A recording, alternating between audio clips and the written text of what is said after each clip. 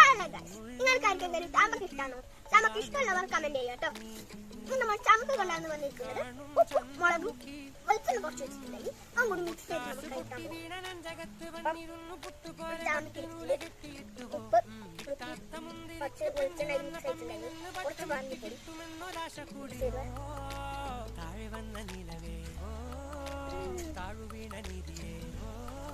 Try ചെയ്തിട്ടുണ്ടെങ്കിൽ ഒന്ന് comment ചെയ്യണേ.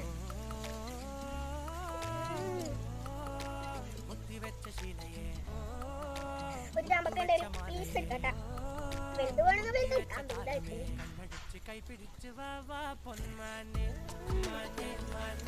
വെളിച്ചെണ്ണ വേണമെങ്കിൽ ചതിക്കാം.